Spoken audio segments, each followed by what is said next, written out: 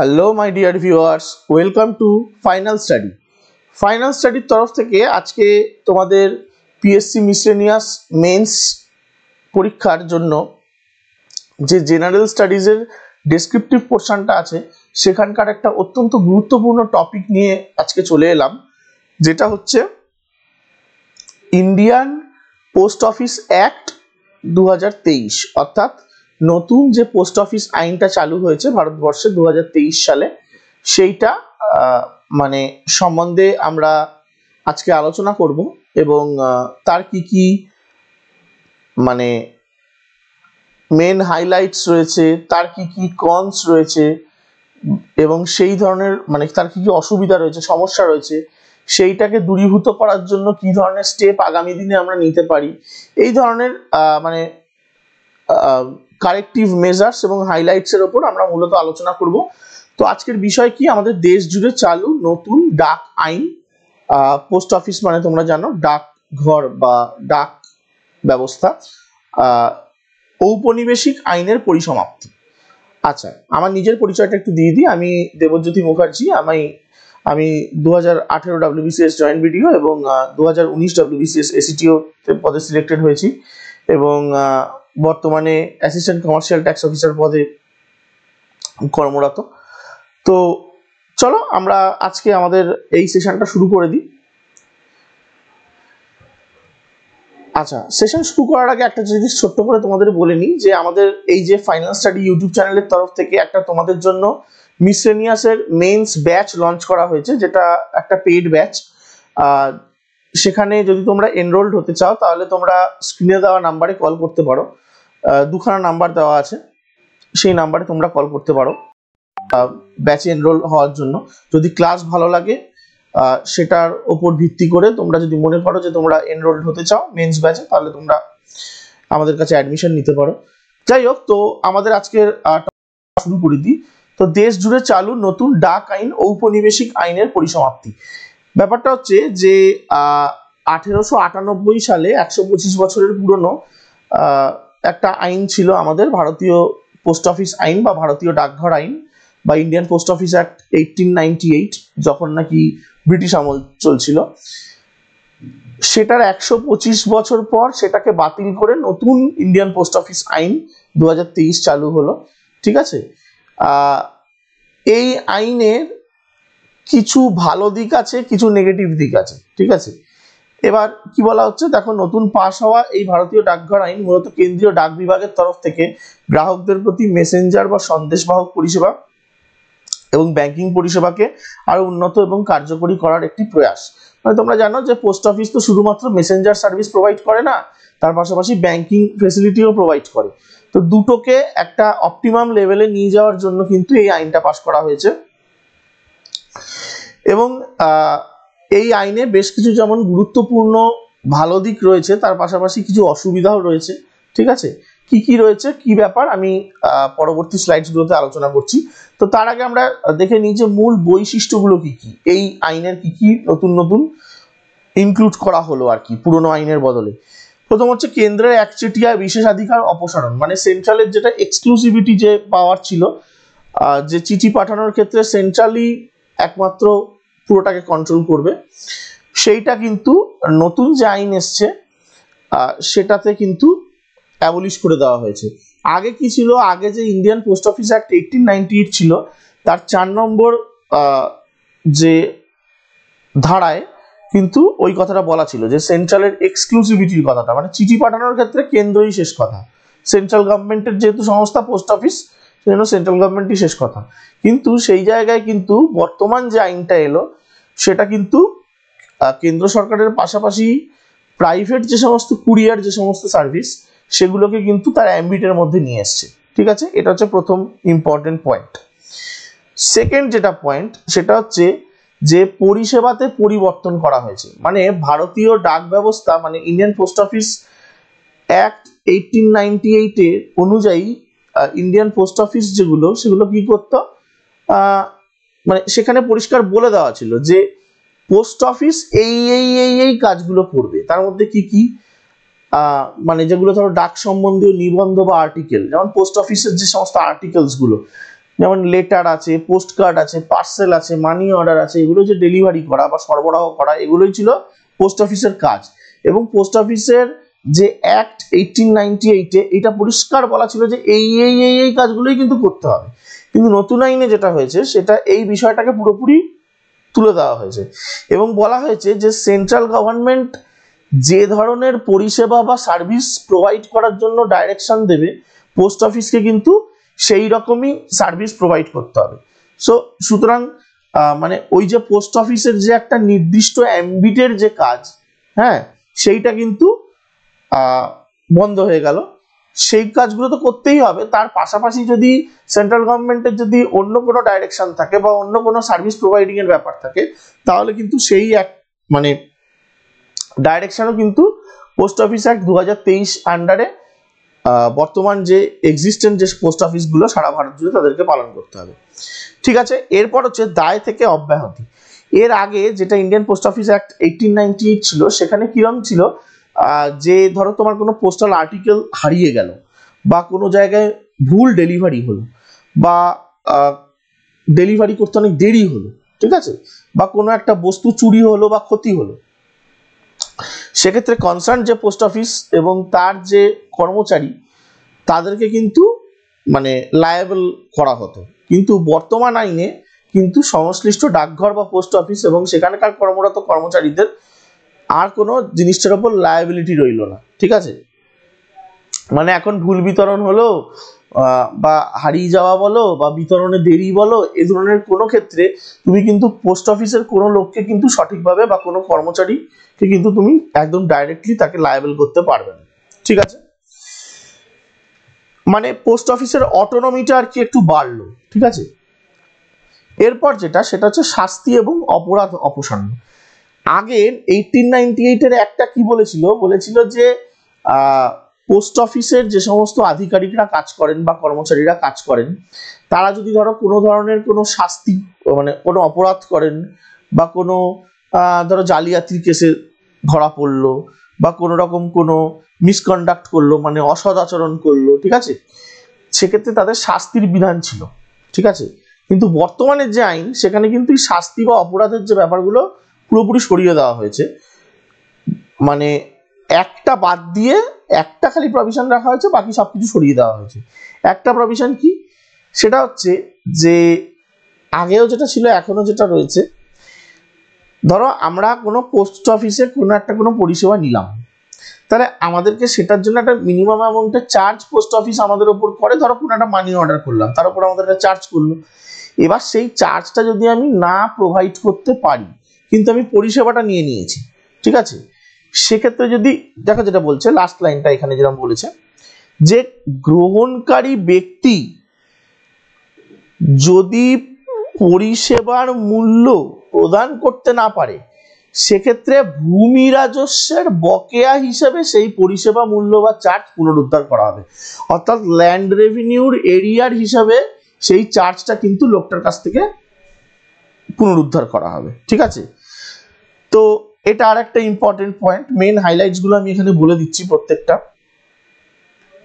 একটা জিনিস লক্ষ্য করছো যে আগে পোস্ট অফিসের ওপর যে একটা লায়াবিলিটি ছিল বা পোস্ট অফিসের যে সমস্ত অফিসাররা কাজ করতেন তাদের যে একটা পেনাল্টির ব্যবস্থা ছিল, মানে যদি কোনো রকম কোনো ভুল হয়, সেই জায়গাটা কিন্তু অনেকটা সরিয়ে দিয়েছে এই আইনটা। তার ফলে কি হয়েছে, পোস্ট অফিসের যে অটোনমি সেটা কিন্তু অনেকটা বেড়ে গেছে। এটার ভালো দিকও রয়েছে, খারাপ দিকও রয়েছে। ঠিক আছে, আচ্ছা, এরপরে যেটা সেটা হচ্ছে পোস্টাল নিবন্ধ আটকানো ও আটক করা। বিভিন্ন যে সমস্ত পোস্টাল আর্টিকেলস গুলো হয়, বলা হচ্ছে যে যদি কেন্দ্রীয় সরকার মনে করে তাহলে রাষ্ট্রীয় নিরাপত্তা মানে ন্যাশনাল সিকিউরিটি, ফরেন রিলেশন, হ্যাঁ, ল অ্যান্ড অর্ডার বা এমার্জেন্সি, এইসব কারণে যদি সেন্ট্রাল গভর্নমেন্ট মনে করে তাহলে কোনো রকম পোস্টাল আর্টিকেলকে কিন্তু মানে তোমার বাধা দিতে পারে। ঠিক আছে, অথবা আটকে রাখতে পারে, মানে যেটাকে বলা হচ্ছে আটক করা বেসিক্যালি। এটা একটা খুব সুন্দর একটা টার্ম রয়েছে আই দিয়ে ইংলিশে, ঠিক আছে, এক্ষুনি আমার মনে পড়ছে না, আমি বলছি। তো এটাকে বাধা দিতে পারে বা আটকে রাখতে পারে। এক্ষেত্রে কোনো কেন্দ্রীয় সরকার অনুমোদিত কোনো আধিকারিক কিন্তু এই বাধা দান বা আটক করার পদ্ধতিটি পরিচালনা করতে পারবেন। এছাড়া নিষিদ্ধ পণ্য ও শুল্কের জন্য দায়ী যে সমস্ত পণ্যগুলো, সেগুলোকে তুমি কাস্টমস অথরিটির হাতে কিন্তু সেন্ট্রাল গভর্নমেন্ট এখন থেকে স্থানান্তরিত করতে পারবে। ধরো কোনো নিষিদ্ধ পণ্য যাচ্ছে পোস্ট অফিসের মাধ্যমে, সেটাকে কিন্তু ইন্সপেকশন করার দায়িত্ব হচ্ছে আমাদের সেন্ট্রাল গভর্নমেন্ট অথরাইজড কোনো একজন অফিসার করতে পারবেন। ঠিক আছে, তো এটা বেসিক্যালি নতুন যে আইন সেটার 9 নম্বর ধারা অনুযায়ী বলা হয়েছে। ঠিক আছে, অর্থাৎ একটা জিনিস লক্ষ্য করো যে তুমি ধরো আমি তোমাকে একটা কোনো জিনিস পাঠাচ্ছি, ঠিক আছে, কোনো একটা যে কোনো জিনিস, সেক্ষেত্রে ধরো আমি তোমাকে কোনো একটা প্রাইভেট জিনিস পাঠাচ্ছি, কিন্তু আমাদের কিন্তু প্রাইভেসিটা সেক্ষেত্রে ভায়োলেশন হওয়ার একটা জায়গা তৈরি হলো, তাই নয় কি? অবভিয়াসলি আমি ধরো তোমাকে একটা পার্সেল পাঠাচ্ছি, সেটাতে কোনো একটা প্রাইভেট জিনিস রয়েছে, তোমাকে আমি গিফট করছি বা কিছু, সেক্ষেত্রে যদি সেন্ট্রাল গভর্নমেন্ট যদি সেটাকে কোনো কারণে আটকে দেয় বা সেটাকে যদি হচ্ছে তোমার খুলতে পারে বা বাধা দেয় সেই পণ্যকে ট্রান্সমিশনে, পোস্টাল ট্রান্সমিশনে, তাহলে সেক্ষেত্রে আমার প্রাইভেসিটা ভায়োলেট হয়ে গেল না? সেটা হতে পারে। এরপর যেটা হচ্ছে সেটা হচ্ছে যে প্রবিধান প্রণয়নের জন্য মহাপরিচালক। আগে কি হতো, 1898 এর যে আইনটা ছিল সেখানে বলা হচ্ছে যে বিভিন্ন যে পোস্টাল সার্ভিসগুলো যে পোস্ট অফিস আমাদেরকে প্রোভাইড করছে, সেগুলোর জন্য যে চার্জ দিতে হয় আমাদের, সেই চার্জটা একটা সময় পর পর কিন্তু ওটা সংশোধন করা হয়, সেই চার্জটা আপডেট করা হয়, সেটা কমতে পারে বাড়তে পারে। ঠিক আছে, এবার এই ধরনের যে পোস্টাল সার্ভিস রিলেটেড যে চার্জ, সেইটা ডিটারমাইন করার জন্য আগে কি হতো, আমাদেরকে পার্লামেন্ট থেকে অ্যাপ্রুভাল নিতে হতো। ঠিক আছে, কিন্তু এখন যেটা এই আইনে যেটা করা হলো সেটা হচ্ছে যে এই যে পোস্টাল বিভিন্ন সার্ভিসের যে চার্জ, হ্যাঁ, এইগুলো এবং সেই সম্বন্ধে রিলেটেড রুলস অ্যান্ড রেগুলেশনস তৈরি করার জন্য একজন ডাইরেক্টর জেনারেলকে অ্যাপয়েন্ট করা হয়েছে বা মহাপরিচালককে অ্যাপয়েন্ট করার একটা প্রভিশন দেওয়া হয়েছে এই অ্যাক্টে বা নতুন পাস হওয়া এই আইনে। এছাড়া এই যে নতুন পাস হওয়া আইনের 5.1 নম্বর ধারায় যেটা বলা হয়েছে যে আগে কিরকম হতো, আমরা ফিজিক্যাল অ্যাড্রেসিং এর উপর ডিপেন্ড করতাম, অমুক বাড়ি 195 নম্বর বাড়ি, সেখানে গিয়ে দরজায় টোকা মারলাম। এই ব্যাপারগুলোর বদলে মানে ফিজিক্যাল অ্যাড্রেসিং এর বদলে বর্তমানে কিন্তু জিওগ্রাফিক্যাল কোঅর্ডিনেটস এর উপর ভিত্তি করে ডিজিটাল কোড সিস্টেমের মাধ্যমে কিন্তু অ্যাড্রেস লোকেশন করা হবে। ঠিক আছে, মানে সেক্ষেত্রে ল্যাট লং এর ব্যাপারটা কিন্তু অনেকটা কাজ করবে, ল্যাটিচিউড লঙ্গিটিউড। তো সেটাই বলা হচ্ছে যে নয়া আইনের 5.1 নম্বর ধারা কেন্দ্রীয় সরকারকে পোস্টাল আইটেমগুলির ঠিকানা শনাক্তকারী এবং পোস্ট কোডগুলির ব্যবহারের মান নির্ধারণের জন্য একটা কাঠামো প্রদান করে, মানে স্ট্যান্ডার্ডটা সেট আপ করার জন্য একটা কাঠামো প্রোভাইড করেছে সেন্ট্রাল গভর্নমেন্টকে বা পোস্টাল ডিপার্টমেন্টকে, টু বি ভেরি স্পেসিফিক। ঠিক আছে, তো এরপর এগুলো গেল আমাদের কি কি, এগুলো গেল। আচ্ছা, অ্যান্সারটা যখন লিখবে তাহলে আমি কি বললাম, অ্যান্সারটা যখন লিখবে একটা সুন্দর টাইটেল দেবে। ঠিক আছে, দেখো এখানে আমি একটা টাইটেল দিয়েছি, একটা ভূমিকা করেছি সুন্দর। ঠিক আছে, তারপর তার মেন হাইলাইটস গুলো দিয়েছি। ঠিক আছে, এরপর আমরা চলে যাচ্ছি হচ্ছে কিছু কিছু যে প্রবলেমস গুলো দেখা দিয়েছে সেগুলো কি বলা হচ্ছে যে দেখো এই যে যে কোনো পোস্টাল নিবন্ধকে যে বাধা দেবে, ঠিক আছে, বা এই যে আটক করবে, হ্যাঁ, বা খুলে দেখবে যে তার মধ্যে কি রয়েছে, এই ব্যাপারগুলোতে মানে এগুলো উল্লেখ করা হয়েছে, কিন্তু এই রিগার্ডিং যে কোনো প্রসিডিওরাল সেফগার্ড সেইটার কিন্তু কোনো উল্লেখ করা হয়নি। ঠিক আছে, নতুন আইনে। তার ফলে কি হচ্ছে, আমাদের যে ধরো রাইট টু প্রাইভেসি বা আমাদের যে মত প্রকাশ বা বাক স্বাধীনতার যে অধিকার, সেটা কিন্তু টু সাম এক্সটেন্ট হলেও খর্ব হতে পারে। আগের যে সমস্ত কিছু আইন ছিল, যেমন ধরো টেলিগ্রাফ অ্যাক্ট এর আন্ডারে টেলিগ্রাফ রুলস ছিল 2007, আইটি অ্যাক্টের আন্ডারে আইটি রুলস ছিল 2009। সেখানে কিন্তু এই যে আমাদের right two privacy of citizens, এটা তো আমাদের একটা ফান্ডামেন্টাল রাইট, এইটার কথা কিন্তু মাথায় রেখেই কিন্তু এই রুলসগুলো তৈরি করা হতো, এর আগের যে রুলসগুলো বা অ্যাক্টগুলো। কিন্তু এইটা কিন্তু আমাদের এই পোস্ট অফিস অ্যাক্ট 2023-এ অ্যাবসেন্ট। ঠিক আছে, এটাই ওই জন্যই বলছে, দেখো এই পদ্ধতিগত সুরক্ষার জায়গাটি নয়া এই পোস্টাল আইনে কিন্তু অনুপস্থিত। বিষয়টা কিন্তু চিন্তার। দ্বিতীয় যেটা, সেটা হচ্ছে বলা হচ্ছে যে জরুরি অবস্থা যখন অ্যারাইজ করবে বা এমার্জেন্সি যখন অ্যারাইজ করবে, সেক্ষেত্রে মানে যদি চায় সেন্ট্রাল গভর্নমেন্ট, সেক্ষেত্রে পোস্টাল যে সমস্ত আর্টিকেলস গুলোকে ইন্টারসেপ্ট করতে পারবে। হ্যাঁ, শব্দটা হচ্ছে ইন্টারসেপ্ট, ঠিক আছে। ইন্টারসেপশন মানে হচ্ছে কোনো পোস্টাল আর্টিকেলকে ধরো বাধা দিল, ঠিক আছে, বা সেটা আটক করলো, খুলে দেখলো তার মধ্যে কি রয়েছে। এবার গল্পটা যেটা দাঁড়াচ্ছে সেটা হচ্ছে যে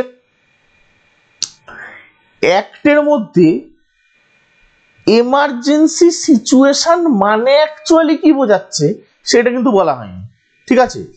এবার হতেই পারে যে সেন্ট্রাল গভর্নমেন্ট মনে করলো কোনো একটা খুব পেটি ইস্যুতে, হয়তো খুব লঘু একটা ইস্যু, সেক্ষেত্রে বললো যে না এটা একটা এমার্জেন্সি ইস্যু, সেক্ষেত্রে কিন্তু পোস্ট অফিস মানে পোস্টাল ডিপার্টমেন্ট সেই ঘটনাটার মধ্যে ঢুকলো, ইন্টারসেপ্ট করলো মানে পোস্টাল আর্টিকেলটা, ঠিক আছে।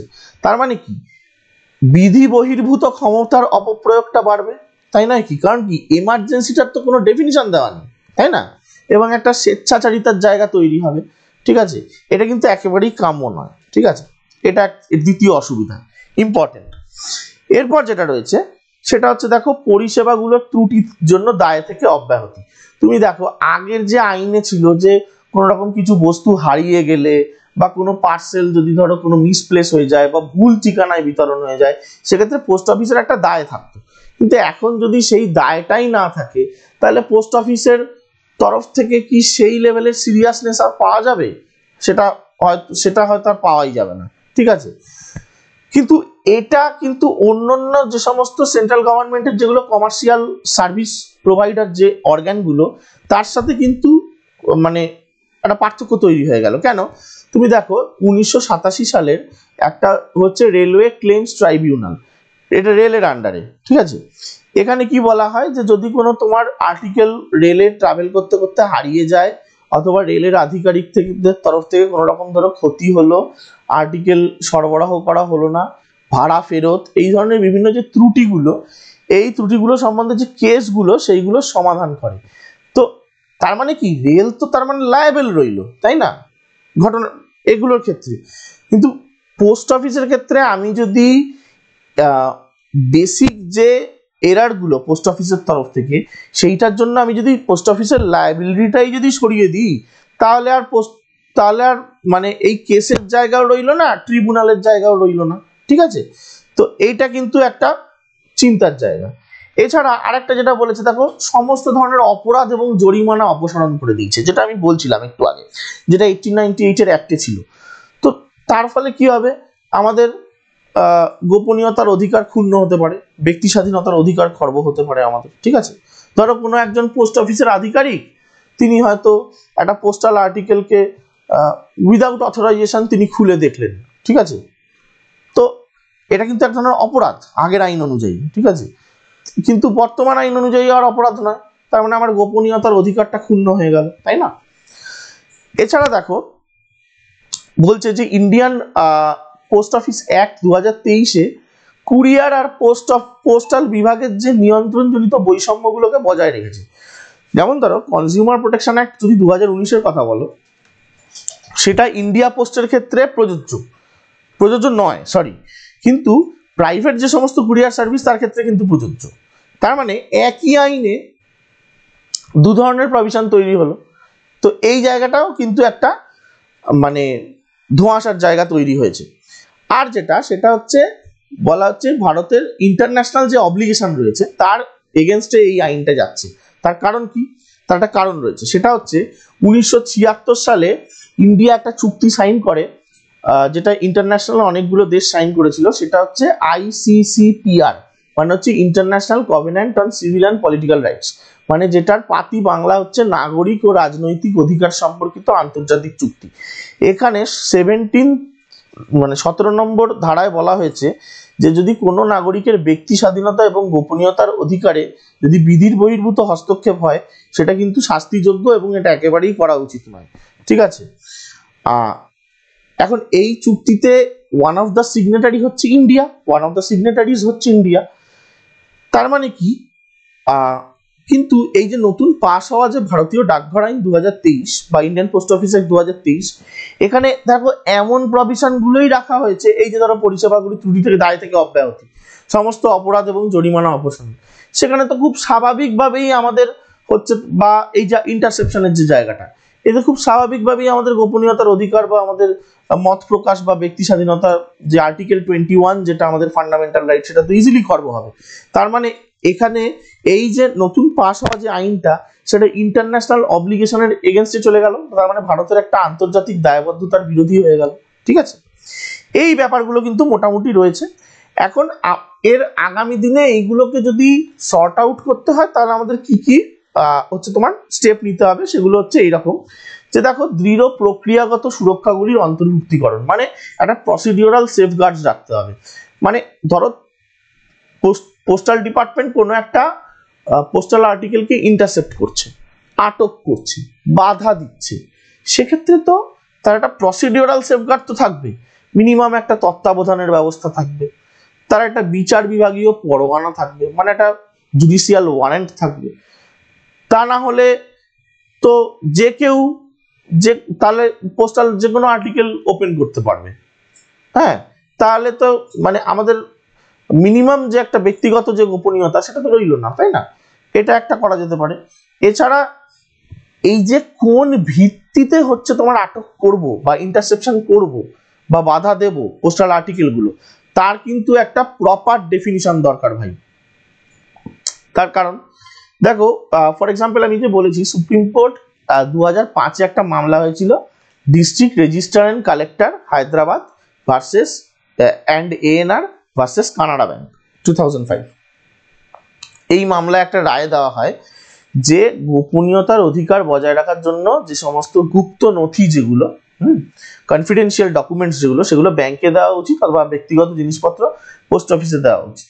শুধু তাই নয়, গোপনীয়তার অধিকার বজায় রাখার জন্য যে কোনো অনুসন্ধান ও কোনো কিছু বাজেয়াপ্তকরণের ক্ষেত্রে লিখিত কারণ থাকা দরকার। তার মানে কি, কোনো সার্চ অ্যান্ড সিজারের ক্ষেত্রেও ধরো তোমার সেন্ট্রাল গভর্নমেন্টের তরফ থেকে কোনো একজন অথরাইজড রিপ্রেজেন্টেটিভ আছেন বা অফিসিয়াল রয়েছেন, তিনি যে সার্চ অ্যান্ড সিজার করবেন তোমার পোস্টাল আর্টিকেলটা, সেক্ষেত্রে কিন্তু একটা রিটেন একটা মানে কজ থাকা দরকার, যে এই কারণে হচ্ছে আমি করছি ইন্টারসেপশন। ঠিক আছে, সুতরাং এই যে আমি ইন্টারসেপশন করব বা কোনো কিছুকে আটক করব, তার জন্য কিন্তু একটা প্রপার ডেফিনিশন থাকা জরুরি। আমি যদি এরকম হাওয়ায় হাওয়ায় বলি যে আমি ইমার্জেন্সি হয়েছে বলে ইন্টারসেপশন করব, তাহলে এমার্জেন্সির একটা ডেফিনিশন দিই, তাই না? এই জিনিসগুলো কিন্তু এখনো আইনের মধ্যে কয়েকটা মানে প্রবলেমেটিক জায়গা কিন্তু রয়েছে। ঠিক আছে, এছাড়া যেটা, সেটা হচ্ছে একটা ভারসাম্যপূর্ণ দায়বদ্ধতা কাঠামো তৈরি করতে হবে। ঠিক আছে, যে একেবারে যদি পোস্ট অফিসকে যদি সম্পূর্ণ লায়াবিলিটিটা যদি ছেড়ে দিই, তাহলে তো পোস্ট অফিস কোনো তার যে ডেজিগনেটেড কাজগুলো এতদিন ছিল, সেগুলো তো মানে যথেচ্ছাচার শুরু করবে। সেক্ষেত্রে মিনিমাম একটা কর্তৃপক্ষ থাকবে ডাক বিভাগের, পোস্টাল ডিপার্টমেন্টের, যে নাকি এই বিষয়গুলো নিয়ে মানে জবাবদিহি করতে বাধ্য থাকবে। মানে পাবলিক গ্রিভেন্সের তো একটা ব্যাপার থাকবে মিনিমাম, এবং সেই জায়গায় জবাবদিহি করার জন্য তো একটা মিনিমাম গ্রিভেন্স সেল থাকতে হবে, সেটা কিন্তু তৈরি করা দরকার। সম্পূর্ণ তুমি যদি লায়াবিলিটিটা মানে অ্যাবলিশ করে দাও, তাহলে পোস্টাল ডিপার্টমেন্টের তরফ থেকে কোনো লায়াবিলিটি নেই, তাহলে ওরা ওদের কাজ ঠিক মতো করবে কেন, তাই নয় কি? এটা একটা ব্যাপার। এছাড়া অনুমোদন ব্যতীত মেল খোলার জন্য কিন্তু শাস্তি বলছে, ডাক বিভাগের আধিকারিকেরা যদি অনুমোদন ব্যতীত কোনো মেল খোলেন, সেক্ষেত্রে সংশ্লিষ্ট আধিকারিকের শাস্তির জন্য কড়া আইন তৈরি করা দরকার। শুধু তাই নয়, উপভোক্তাদের গোপনীয়তার অধিকার সুরক্ষিত করার জন্য ডাক বিভাগের যে কোনো কর্মী কর্তৃক কোনো রকম পোস্টাল জিনিসপত্র ধরো কোনো পোস্টাল ডিপার্টমেন্টের কোনো লোক বা পোস্ট অফিসের কোনো মানে কোনো কর্মী ধরো কোনো জিনিসপত্র চুরি করলো, পোস্টাল জিনিসপত্র চুরি করলো, জালিয়াতি করলো, যেটা পাঠানোর দরকার তার জায়গায় অন্য একটা জিনিস পাঠিয়ে দিল, ঠিক আছে, বা অসদাচরণ করলো, মিসকন্ডাক্ট করলো, এক্ষেত্রেও কিন্তু কঠোর আইন প্রণয়ন প্রয়োজন। মানে একটা মিনিমাম সেফগার্ড, প্রসিডিওরাল এবং লিগাল সেফগার্ড তোমাকে কিন্তু রাখতেই হবে, না হলে কিন্তু একটা ডিপার্টমেন্টকে ওইভাবে সম্পূর্ণ রকম দায়মুক্ত করে ছেড়ে দিলে কিন্তু পরবর্তী সময় কিন্তু অনেক ধরনের প্রবলেম অ্যারাইজ করতে পারে। তো মোটামুটি এই হচ্ছে আমাদের আজকের মোটামুটি নিবেদন। তো তোমাদের যদি ভিডিওটা ভালো লাগে তোমরা লাইক করো, কমেন্ট করো, শেয়ার করো বন্ধুদের মাঝখানে, সাবস্ক্রাইব করো, নোটিফিকেশনের বেল আইকনটা প্রেস করে দাও, ঠিক আছে? আর আমাদের যদি আজকের ক্লাস ভালো লেগে থাকে বা এরকম আমরা আরো ভিডিওস আনবো পরপর, তো সেক্ষেত্রে তোমরা যদি জিএস ক্লাস আমাদের ভালো লেগে থাকে এবং আরো আমরা ডেমো ক্লাস কিছু আনবো সেগুলোও দেখতে পারো। যদি ভালো লাগে তোমরা আমাদের মিসেলিনিয়াস মেন্স ব্যাচে ভর্তি হতে পারো এবং তার জন্য স্ক্রিনে দেওয়া যে ওপরের যে দুটো নাম্বার, এই দুটো নাম্বারে কল করতে পারো। তো এটাই বলার ছিল, তোমাদের জন্যই আমাদের এই প্রয়াস, ঠিক আছে? এই নাম্বার এবং এই নাম্বার, এই দুটো নাম্বারে তোমরা কল করবে। এই নাম্বারটায় স্পেশালি তোমার কল অ্যান্ড হোয়াটসঅ্যাপ দুটোই অ্যাভেলেবেল, এই নাম্বারটায় হোয়াটসঅ্যাপ, ঠিক আছে? তো চলো তাহলে আজকের মতো আমি তোমাদের থেকে বিদায় নিই। আজকের সেশনের জন্য thank you, stay tuned, good bye.